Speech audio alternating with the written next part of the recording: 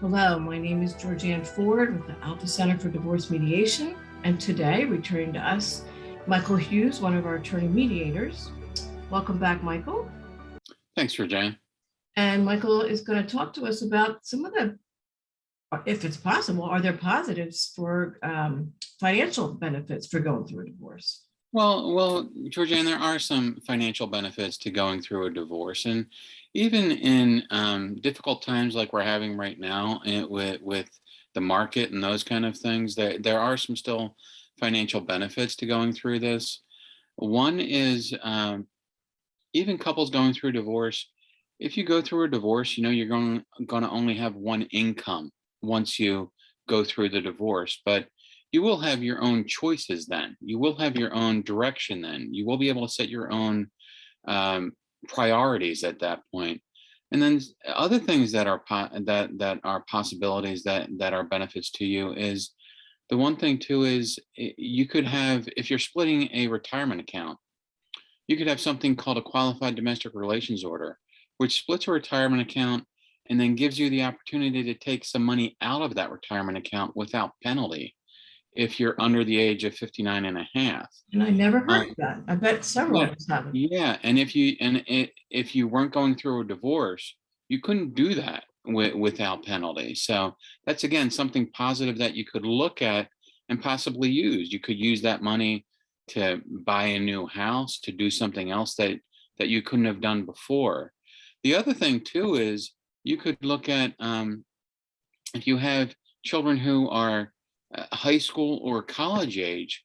Um, the one thing that FAFSA looks at, and that's the one thing that you have to apply for if you're looking for financial aid for college, is you will only be one income at that point in applying for FAFSA. So you won't be two incomes. So you may be able to get more college aid for your children in going through a divorce at that point. So that's another possible benefit that you could look at in doing something like that. So those are a couple of things where really, if you're thinking of going through a divorce, those are some positives that you could look at and saying, well, this is something that could benefit me, could benefit my children in going through a divorce. So a couple questions. One, if I was applying for college and I'm a divorced parent, do I have to include support that I get? You do, and that's one thing you do need to include in the calculation for FAFSA. But again, it's not going to be the other person's entire income in going through that. So it will be reduced in what you're looking at. So again, the increase in aid and financial aid that you may get should be greater for your children. Okay. Another question that came to mind was, so you can take some of that retirement money. Is there a tax? So there's no penalty at that time. Right, and I understand where you're leading with this. Yes, there's no penalty with that, but you will have to pay tax on that based on what your income is at that point in time. But again, that's the savings is the 10% penalty that you're saving right there. But again, you can use that income, you can use that money for what benefits you. Again, to buy a new house, to do what you need to do with that money. So it's like you could possibly have a fresh start better than you think you can. Absolutely. Absolutely.